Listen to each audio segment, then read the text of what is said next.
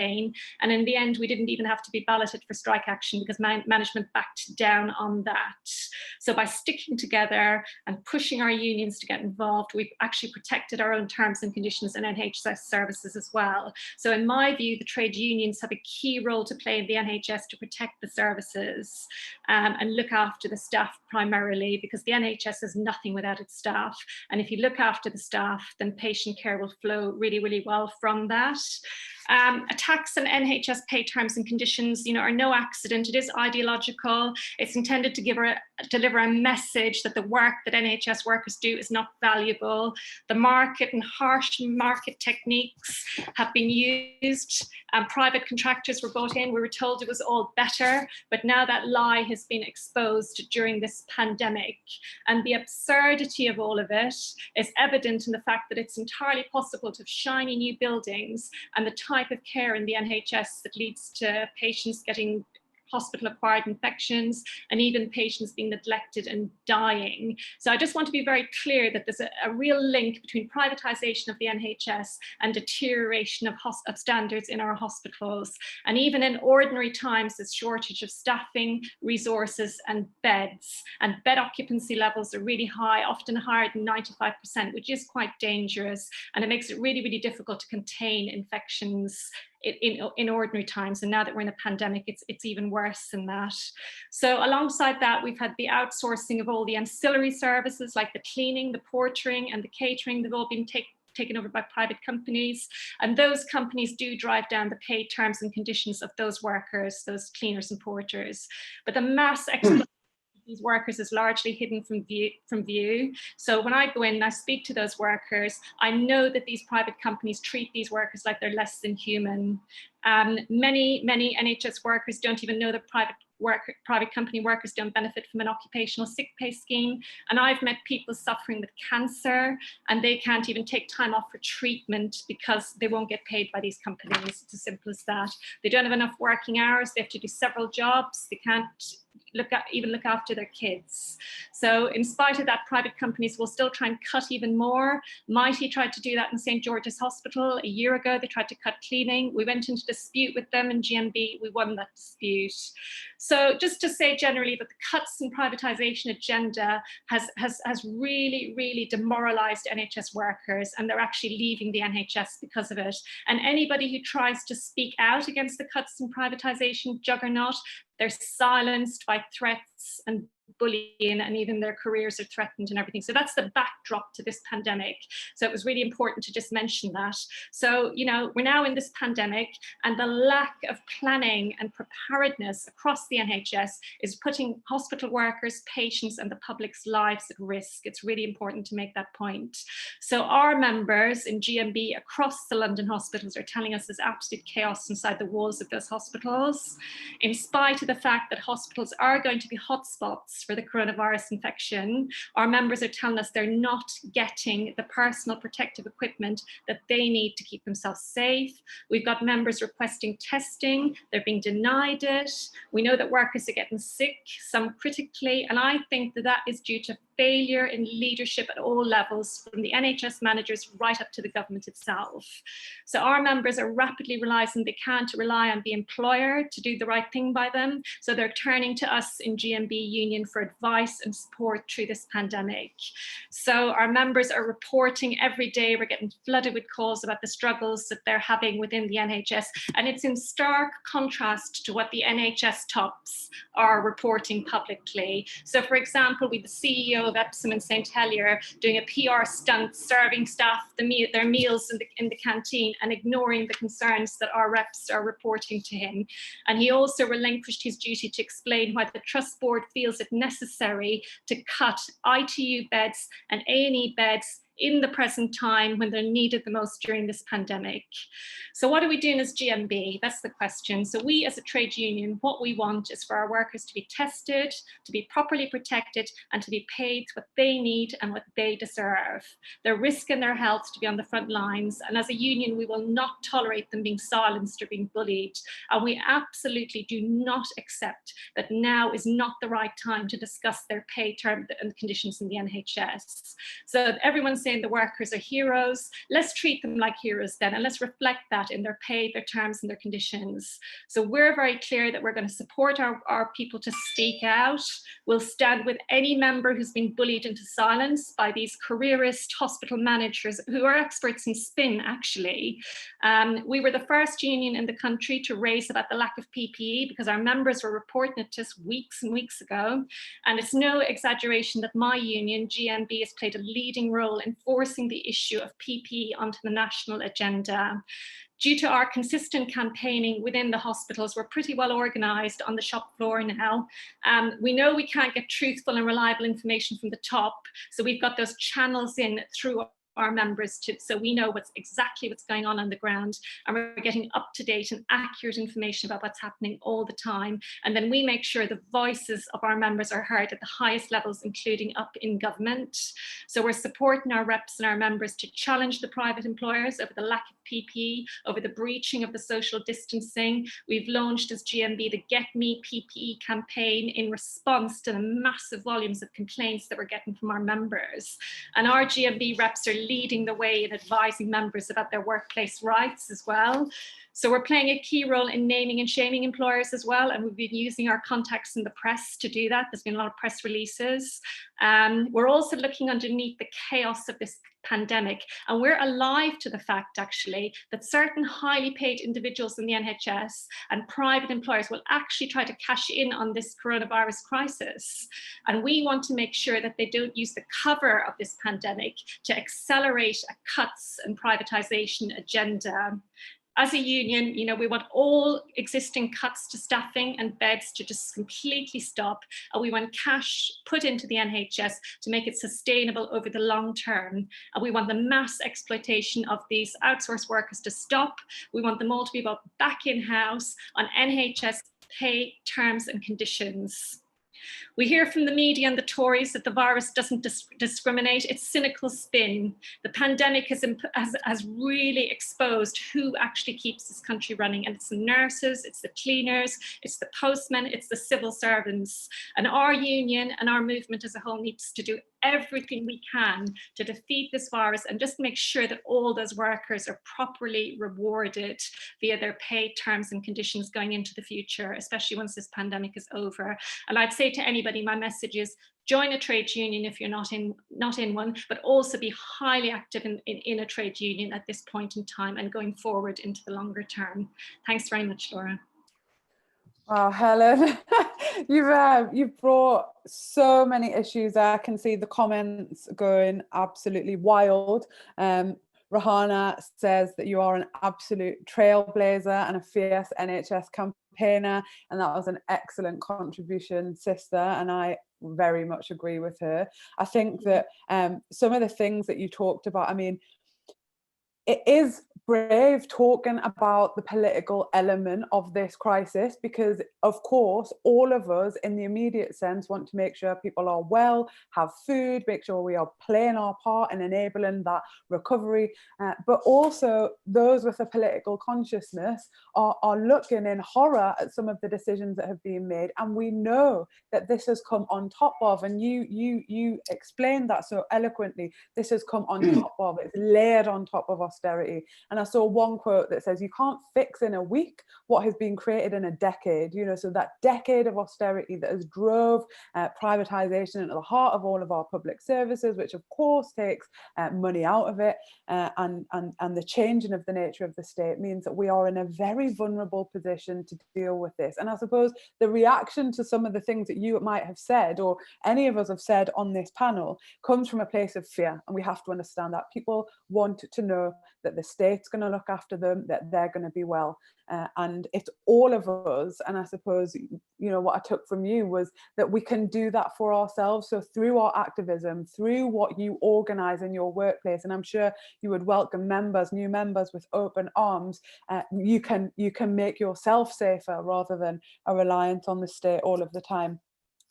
Other people talked about, just some comments I'll read out before I come to you, Dave, if that's okay, that workers feel, Dave says he feels like workers are being treated like cannon fodder.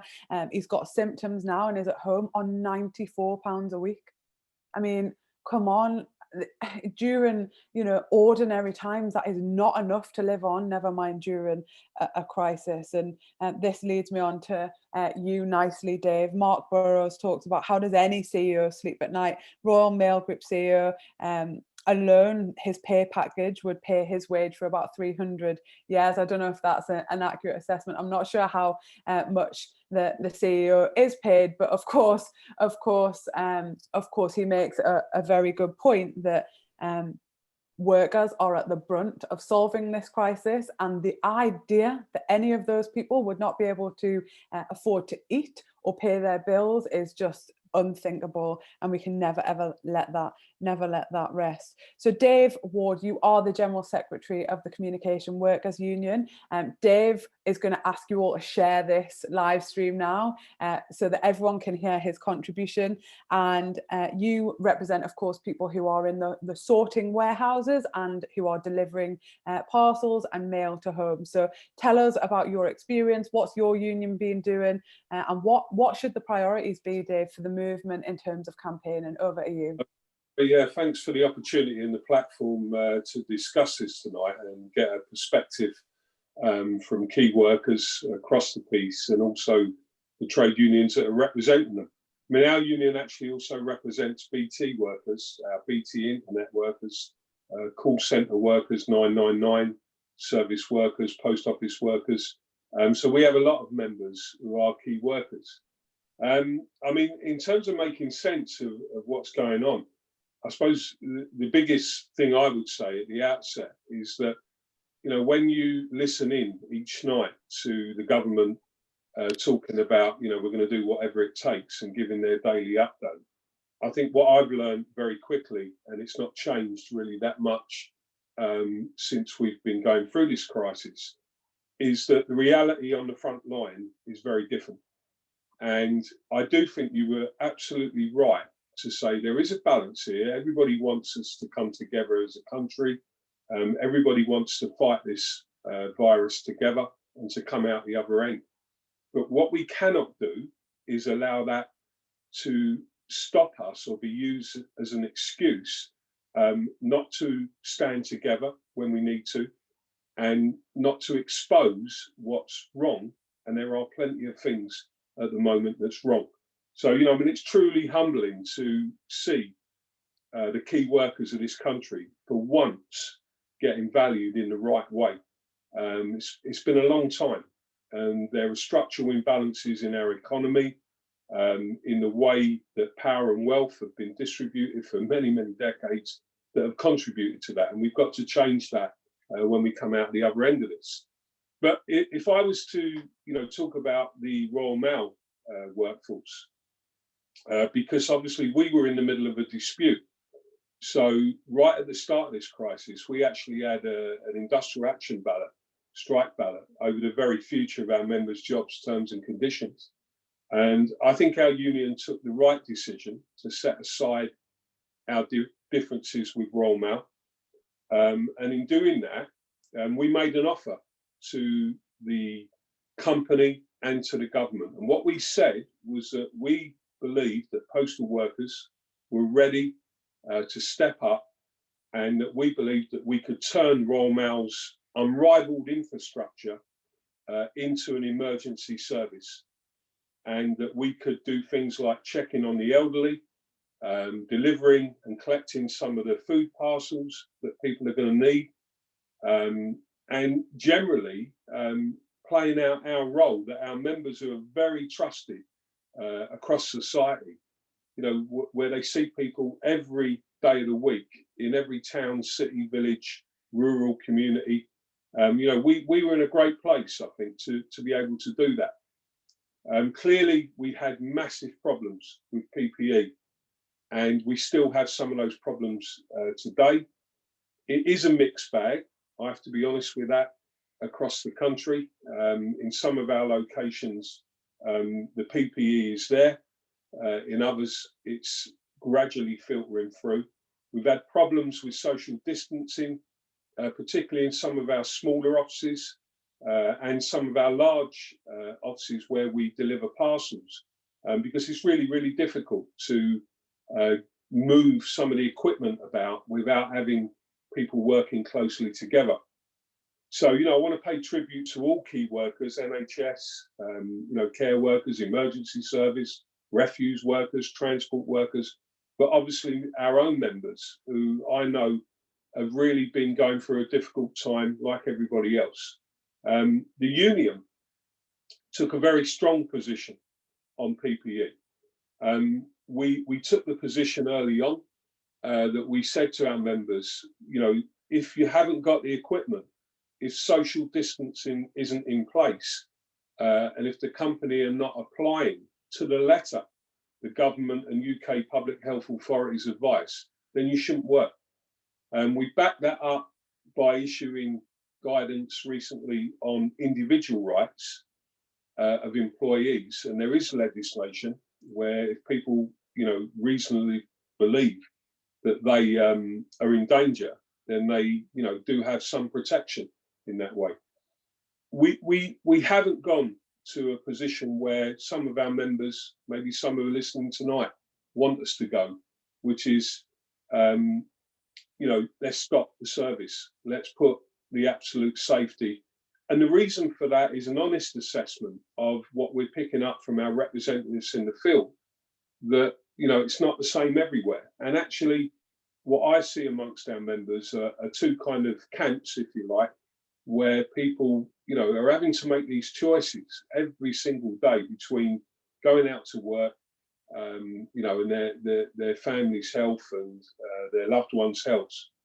And, you know, I think that some want us to take the ultimate step and say, let's stop work.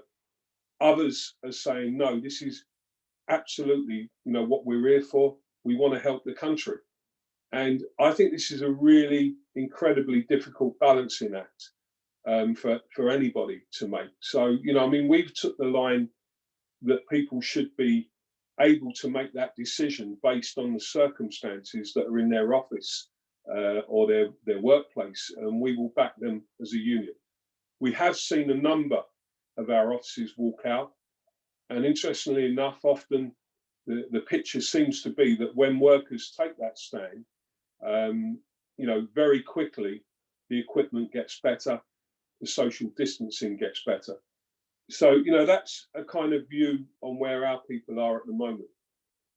Our concerns, you know, people are saying, well, if we're key workers and we want our members to be seen in that way, we want to do more if we can to help the country with the service and the infrastructure we've got. Well, then why are we still delivering unaddressed mail, i.e. leaflets and things like that? And of course, this is where the company's position has to be called out, and we have done. You know, they're looking at their revenues. They're looking at their commercial revenue. We're saying, actually, as levels of sickness increase and self-isolation scenarios increase, then, you know, why wouldn't we reduce some of the core service standards to enable us to concentrate and prioritise on the things that really matter? We're finding that a very difficult debate with the company. And there is a question of the company prioritising its commercial activities. So, you know, I mean, it's a tough situation. In terms of going forward and talking more generally about where we are, we cannot allow what's happening going through this crisis to just be going back to normal at the end of this. You know, we really do have an opportunity here to assert collectivism. There's some great communities coming together in the spirit of collectivism, the likes of which I haven't seen for decades. Trade unions' role is to build on that. I think we have to turn some of these government job retention schemes into a reality as part of the exit strategy for the crisis. And you know, one of the things that we can fight for here, because they're not going to give it to us, we're going to have to fight for it, is a change where we totally revalue work. You know, I've always believed that it's why do we have to accept that carers and people like that, you know, are paid minimum wage levels? Who decided what the value of work is?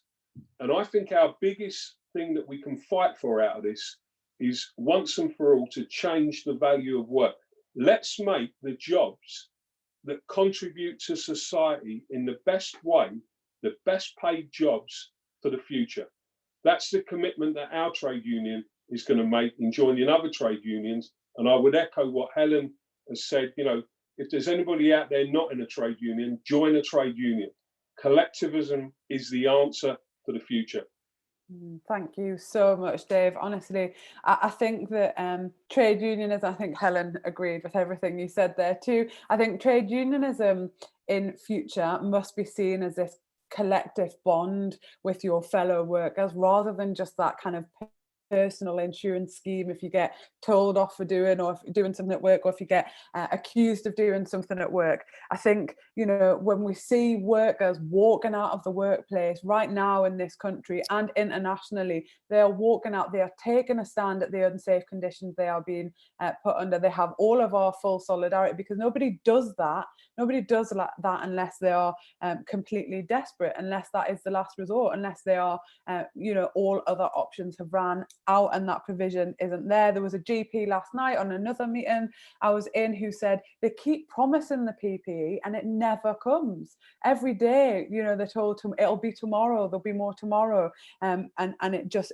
hasn't come. So I'm sure as we get further into this crisis, as we start to see ourselves come out of this crisis, it is going to be up to the movement to talk about what our new society looks like, because, you know, it is the fragility of the system which will intensify this crisis. There is no kind of natural disaster, is there? So the foundations upon which we are on, which tell us how serious this will be. And I completely agree with everything that you've said.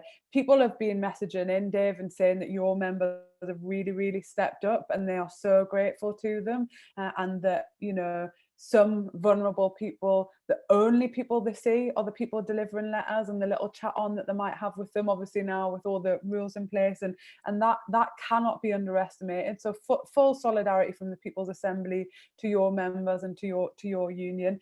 I want you to share this live stream, and I'm going to say it for the last time, because I really do want everybody to hear our next guest. Our next guest is Jack Berry. She is an intensive care nurse, and everybody needs to hear what she has got to say. So if you haven't shared this yet, please share it, because I want everybody to hear what she has to say. She is also a Unison executive member, so she is a trade union activist, but she is here tonight speaking in a personal and I suppose a professional capacity with all her wealth of experience. I don't think there is more frontline to be had, is there, Jack? So the floor's over to you. Let's all listen to what Jack has to say. Okay, thanks, Laura. I have been an intensive care nurse for 7 years now. It's never ever been an easy job looking after people who are on life support. But what we are experiencing now with the coronavirus is unprecedented levels of pressure. First of all, in terms of pressure on the service, but also pressure on the workers that provide that service physically as well as mentally. I think a lot's been made in the press about nurses in particular, but healthcare workers being heroes and being angels. But the truth is, we're workers. We're workers just like anybody else, and we've proven ourselves as being completely indispensable to society. For the last 2 weeks, we've had to sit there and witness Tory politicians joining millions of people coming out onto their doorsteps and applauding us. But 25 healthcare workers that we know of have died in the last 2 weeks because of a lack of PPE in their job roles. So the hypocrisy, I think, is naked and bare for everybody to see. And despite concerted efforts to minimise the number of COVID deaths that are reported by excluding people who die outside of hospitals, the death toll continues to rise at an alarming rate. We had 2 healthcare assistants last week, John Lagos and Thomas Harvey, both of whom were healthcare assistants in the London area. Both died at home, gasping for breath, their families unable to do anything about it.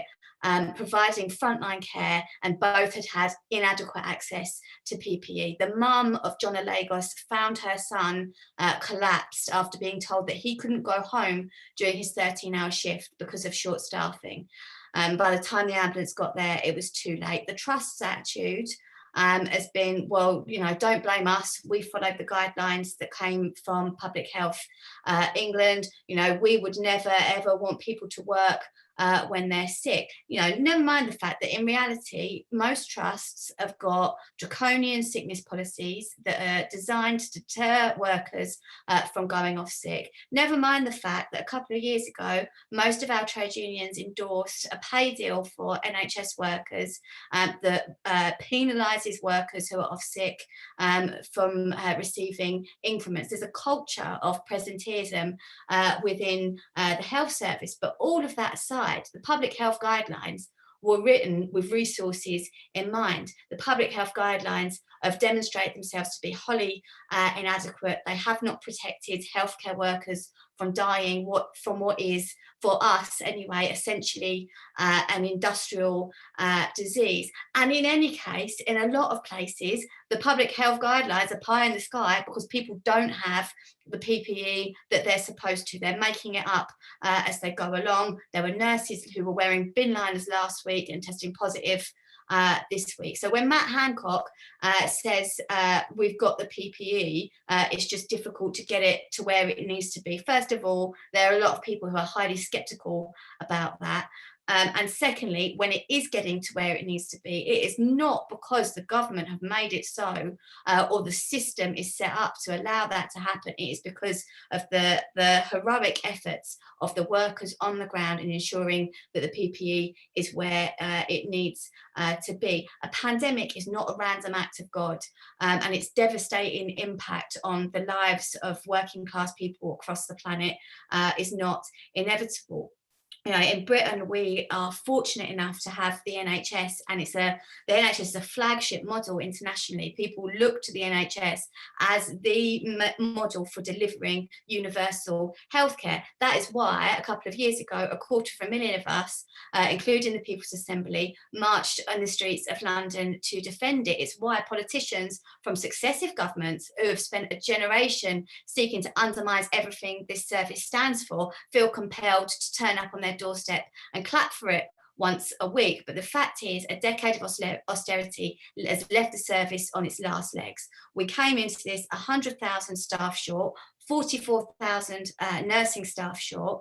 They got rid of the bursary, which caused great difficulty in training a new generation of nurses, and the recruitment strategy, which was basically based on going overseas, recruiting nurses from overseas, bringing them over and putting them into shared houses in cramped accommodations, has really consolidated the staff shortages at the moment, because if one nurse in a house is off sick, everybody is off sick, which is why you've got places in London where you've got 50% of the workforce who are self-isolating. They're spending millions of pounds a week on the 4,000 bedded NHS Nightingale, but who's going to work there? You know, they've spent a decade telling us there is no alternative to austerity, yet suddenly billions of pounds have been found down the back of the sofa to cancel NHS debts and give us a blank cheque.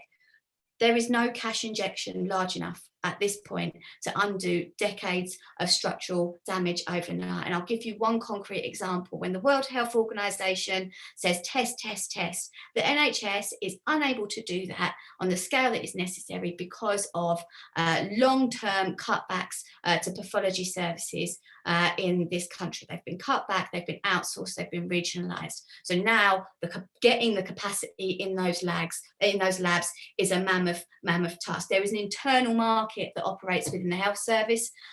So all of our medical supplies are purchased privately, commercially, through different companies, different providers. And the way that's affecting us now is on the issue of ventilators. You know, there's not enough ventilators. The government want to purchase ventilators. They're saying they're going to purchase ventilators from their donors, Dyson.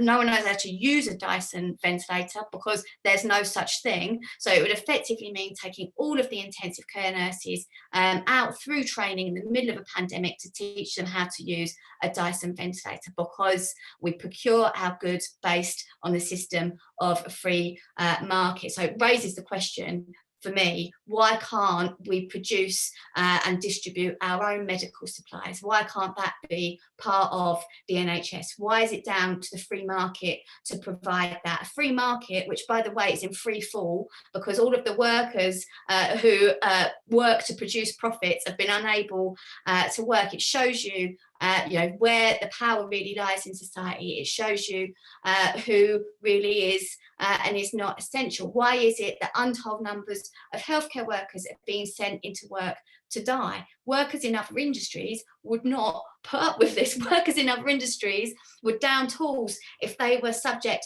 to such dangerous conditions. But in healthcare, we've just carried on going. We've muted, not silent, but muted voices from some of our unions. And that's not to say that workers aren't taking a stand, but it is generally led by workers on the ground. Posties in my area and elsewhere, as Dave said, that have walked out over a lack of PPE, but also in protest about delivering the commercial junk mail. And I think that's really, really significant, because they can see this is non-essential work and they're using their collective power to protect the public. That's real solidarity.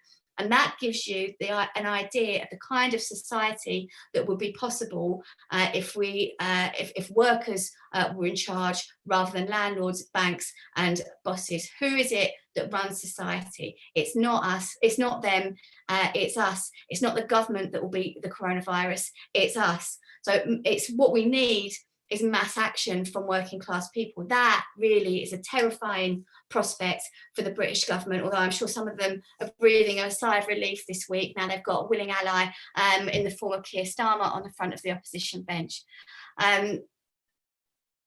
However, it's in the past in Britain, working class people, a lot of people have lacked the confidence to take a stand collectively and to resist austerity en masse. However, people are now being compelled to struggle to protect your own lives. And if you're not gonna fight to protect your own life, then what are you going to fight for? And this process itself could unleash an almighty force capable of fundamentally changing society. It's not straightforward. This could go in several different directions. We need a programme, we need a set of demands. It's right to demand testing, it's right to demand PPE, it's right to demand full pay for all workers.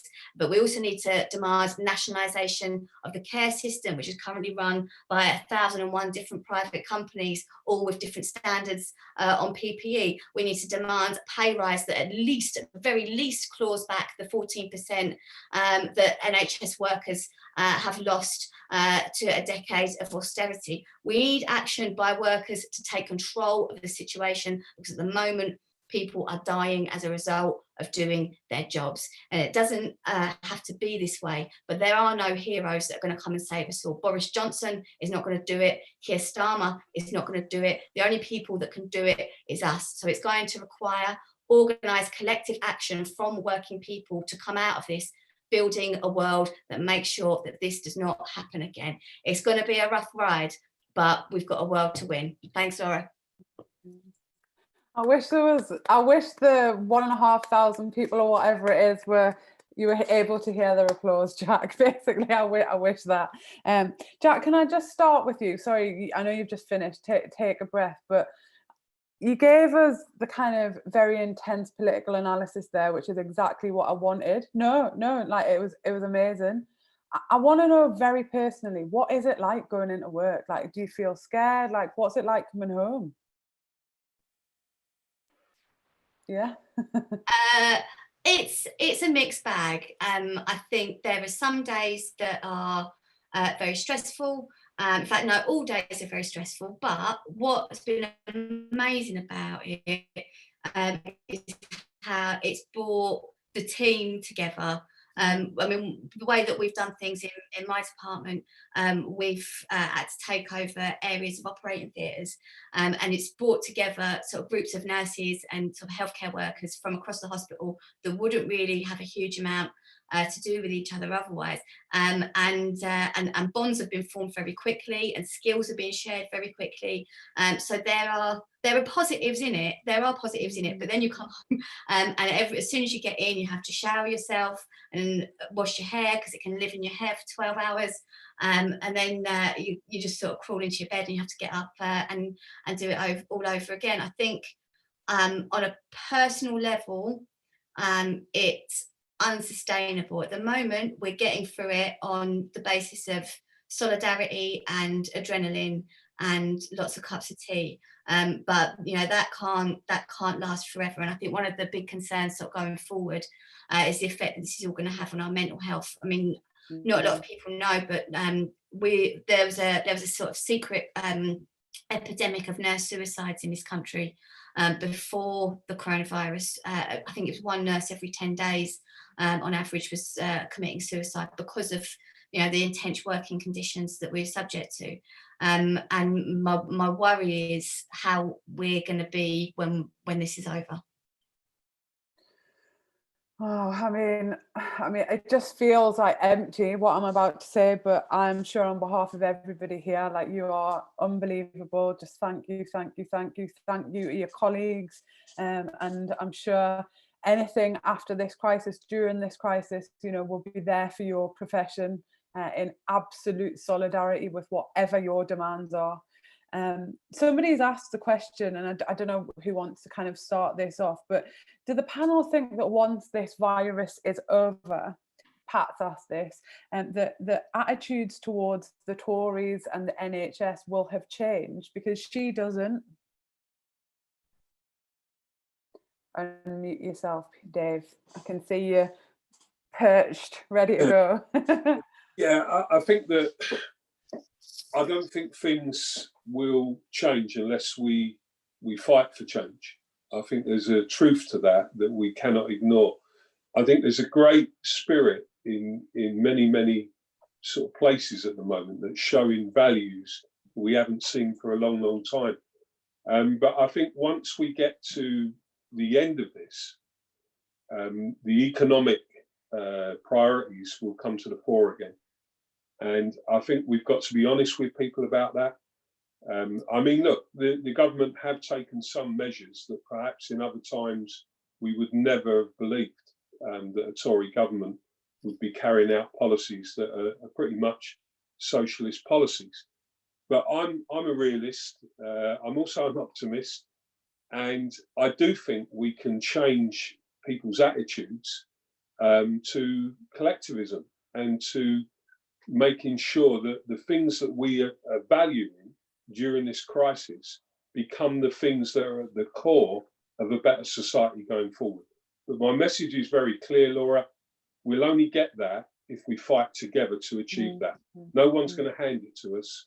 And some people will be just waiting for the normal business as usual rules of the economy to apply. Now, we may well be in a recession, and that could be difficult, but either way, we have an opportunity at the end of this crisis to change society for the better, and collectivism is what's going to deliver that.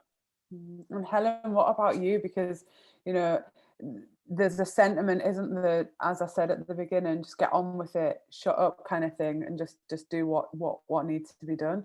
How would we change things if we don't talk about it? Do you think things will change? Will attitudes change? I think in the present period, it's quite interesting that a lot of the press are actually turning against the government in the press reports. And for example, in my union, we've actually had some positive coverage in the Daily Mail, believe it or not, in the Daily Telegraph even. So I find that really shocking and unusual in the present time. I think we need to, all of us in the labour movement, we need to be alert to the fact that the cuts and privatization agenda will continue on under the cover of this pandemic. We need to be really alive to that. And in Epsom and St Helier Hospital currently, there's a massive restructure going on. It closed on the 1st of April, mid into this pandemic, where they're planning to, like I said, to cut the ITU and A&E capacity in 2 hospitals, move them out into a much smaller facility, which means like the whole of the population will struggle to access emergency A&E care, which is your critical care that you need to save your life if you're in an accident or whatever. So that's very, very serious. And we've heard nothing from the trust that they're going to roll back on that. So I think we need to be alive to the fact that this is happening. And I think there's a lot of onus at the moment on pushing the public to stay safe, stay indoors, which is great, which is what we want. Absolutely, we want to flatten the curve. But equally, the powers that be have a responsibility as well to the people on the front line, including the nurses and all the hospital workers, but equally, you know, the other frontline workers as well, who are actually keeping this country going during this pandemic. And what we don't want to happen is we want to push hard right now. We want to fight right now to make sure that those workers are properly protected and they're properly rewarded, because I do have a concern when this pandemic is over and done that it will be slipped back to business as usual and everything will be the sacrifice that everybody's making at the moment, the goodwill. People are going out there to their working day feeling fearful. Actually, that's what my members are telling me. They're scared they're going to be dead. They're scared they're going to pass the virus to their loved ones, and they're going into work every single day under that stress and those conditions, and that can never ever be forgotten. And it's really important that we keep shouting loudly about this, and we keep the pressure on government actually, and these employers, particularly the ones who are letting members down. They're not giving them the PPE. They're forcing people to come into work who don't even need to be at work, for example. And they're actually, so I was just going to say, Helen, so much of that public pressure has changed the course of the government already. You know, it's not the government going, oh, actually, we'll be more generous, or we'll kind of, you know, relieve the debt for, I mean, hospitals having debt in the first place. Surely everybody at that announcement should have said, why the bloody hell is a hospital in debt? It's not because the nurses are sunning themselves in Marbella or, you know, whatever. It's because it's a ridiculous system. I want to ask you this, because I think it feeds into what you were just saying, Helen. Dave Winterbourne said, the question for me as a partner of a frontline NHS worker is, how can I turn my anger and love for the National Health Service at the moment to force the government and higher management to take care of our workers now and in the future, of course. So you talked about shouting, you talked about getting involved, you talked about pressure, but what can people practically do to be involved in this struggle right now? Well, there's amazing stuff going on at the moment. I mean, as Dave outlined, there's tons of community groups bringing up, there's people volunteering to go into the NHS. Just on the volunteering aspect, I mean, I'm a little bit concerned about that in terms of the fact that what's going to happen to all of those people when we get out the other side. We're hearing about these pop-up workforces that they're talking about on unstable terms and conditions. The training isn't very good. And I'm just wondering what the commitment will be to those people at the end of the pandemic, you know, so that's one of the concerns I've got. So yeah, just continue on organizing in the communities, making sure that if workers do walk out, you know, if their conditions are really dangerous, that they're given full solidarity and full backing from the public, and that we carry on shouting loudly about things. And as a union, GMB will do everything in our power to name and shame and expose these employers who are letting our members down and the public down, and basically not following their duty of care, I suppose, to the patients and the public. So we'll expose them all the time. And we just need to keep the pressure on. I think that's really important. I think we can't just get into a routine about this. It's very, very serious. People are getting sick. People are dying. We're all under a lockdown. So we just need to keep the pressure on in whatever way we can. And even this meeting today, it's about getting the message out there. It's about building the ideas about the power of collectivism. It's about putting forward what socialism could do, what a different economic model could look like, and trying to just prevent this roll back to the way things used to be before, and thinking about ideas and strategizing to create a different type of society from the one that we're in now. Because the type of society clearly the free market doesn't work. It doesn't work, and that's been really exposed in this crisis.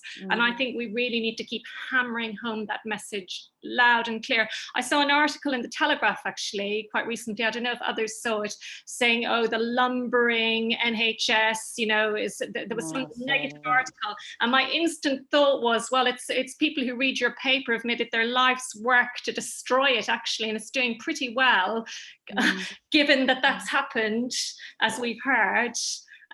So all the time, the ruling class are stacking up their arguments and their agenda, and like I said, carrying on their cuts and their privatization. And all the time, we need to be alive to that, and we need to be challenging that in the media and via meetings like this, and in whatever way we can, really, and get the public and raise the consciousness, really, of the public around us as well about what's going on.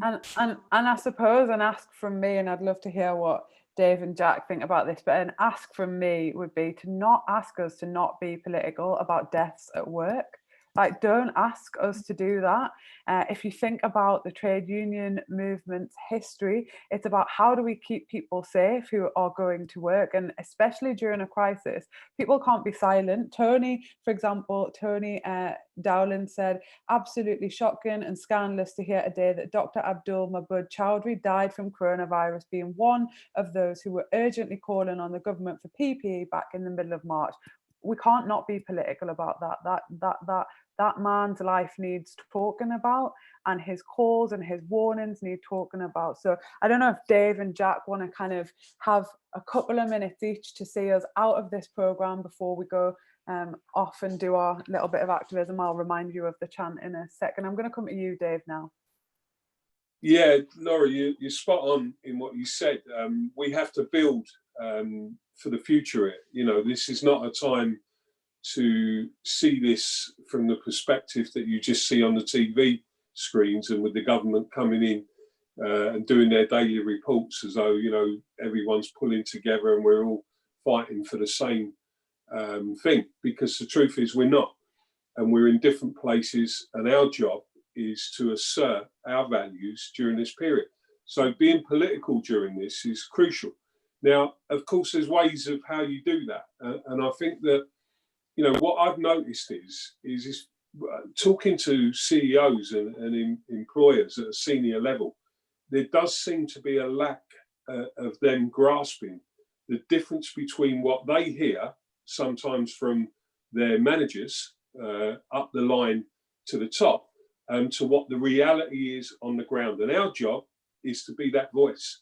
Our job is to make it absolutely clear that in some cases, you know, it's just not acceptable. You know, I mean, we have put out a message to our members that we will back them if they believe in their local office that the circumstances of them working are too dangerous. And we have had people who have taken that decision. They've had the confidence to stand together with their own fellow work colleagues, and it does produce results, because people then are given you know, the right levels of equipment. But I think that, you know, this is at times it's truly humbling to hear some of the stories. Jack's presentation of the reality of what it's like. I've got a daughter who's similar. She works in the NHS in Epsom Hospital, actually. And she's telling me that every day she leaves for work, you know, she's absolutely dreading the choice that she's making between wants to help the country, wants to help for the greater good, versus looking after her family and themselves. So look, we've got to, the simple message is, this is a moment to assert collectivism. It'll never come again in our lifetimes, and we have to seize it now. And trade unions have a massive role to deliver that. Thank you so much, Dave. Jack, it's over to you really to kind of give us your closing thoughts before we end the programme. Sure. I mean, first of all, about when the virus is over, what will people's attitudes be towards the NHS and the Tories? It is up to us. And it could go in several directions. One of my worries is that some of the things that we've done where we're nursing people with more patients to fewer nurses for the duration of the pandemic will become the norm.